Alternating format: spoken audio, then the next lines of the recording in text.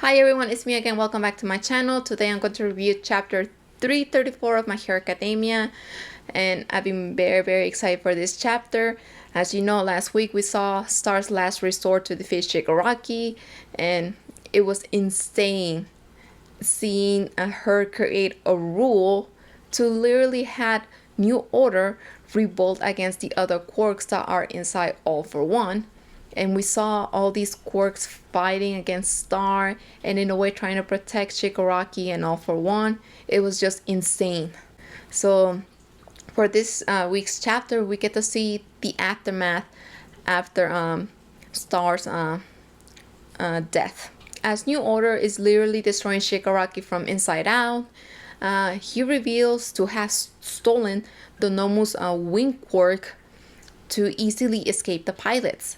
To prevent himself from getting destroyed, he reaches this harbor and finds this duo of criminals going into hiding, and he touches the man's face. He's already thinking, okay, very likely he has a quirk, so he's gonna steal it from him and then pass New Order to store it safely.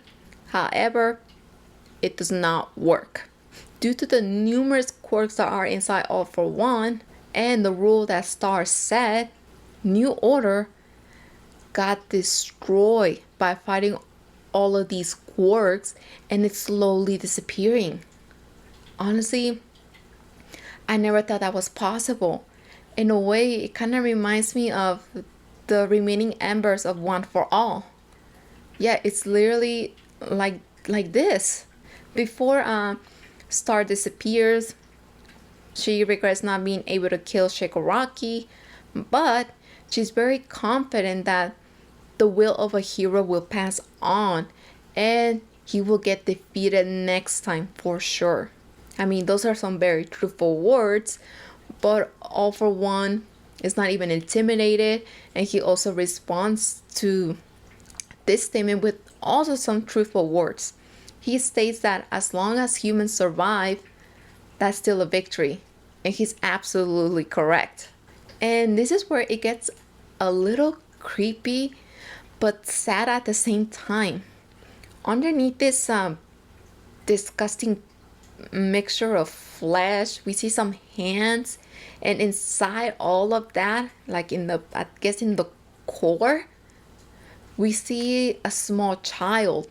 At first I kind of confused him with like, is that Deku? But I'm like, no, that doesn't look like Deku. As I inspected the photo closely, I realized, my God, this is Tenko. And I guess he heard those words about a hero, and he literally states Deku's name, Izuku Midoriya. I mean, I never expected to see this. And it, in a way, kind of makes sense because Shigaraki doesn't even know who he is at this point. He doesn't know if he's All for One, Tomura Shigaraki, or Tenko Shimura. So I'm thinking very likely, who knows, maybe the innocent part of him split and became a whole different person. This is what I'm thinking at this point. I mean, is it even possible? I mean, this right here is kind of showing it is possible, but who knows, maybe I could be wrong.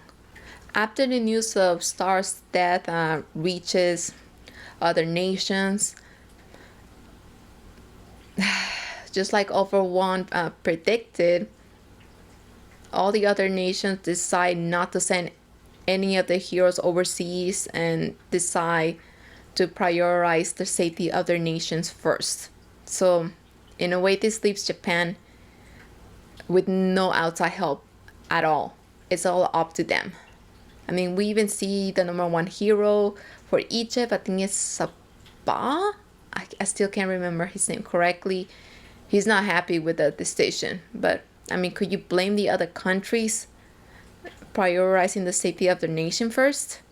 No. I mean, we see that Star is considered like literally the strongest hero out there, and then hearing the news of her death, it's gonna scare every other nation. So it's understandable why they're not gonna send their heroes overseas. It's pretty sad, but it's understandable. Despite Star's death and Shigaraki's escape, we learned that the pilots were able to record the entire fight and analyze his biological processes and his quirks. So this information that the pilots were able to get is very crucial to find a way to defeat Shigaraki. The next day, 2 days after Deku returned to UA, All Might informs the students about Star's death and how she managed to buy them, I guess, at the most a week.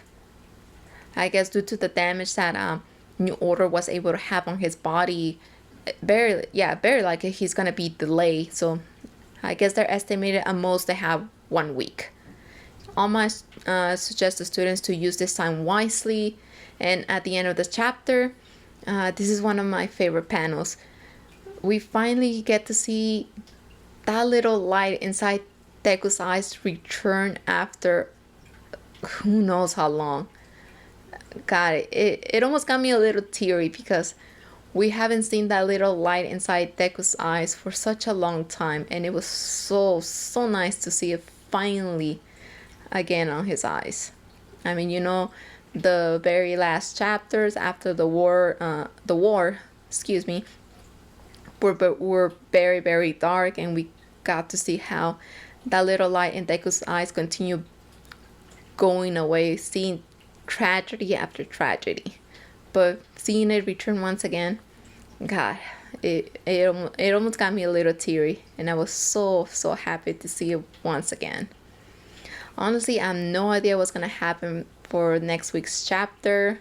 I mean, thanks to Star's efforts and sacrifice, she was able to buy Japan 1 more week, as they desperately need more time to find a way to defeat Shigaraki.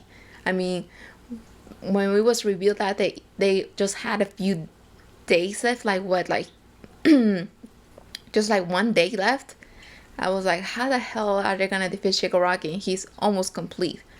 But thanks to Star's efforts and her sacrifice, man, I really hope her sacrifice doesn't go to waste. So I'm very excited to see what's gonna happen next.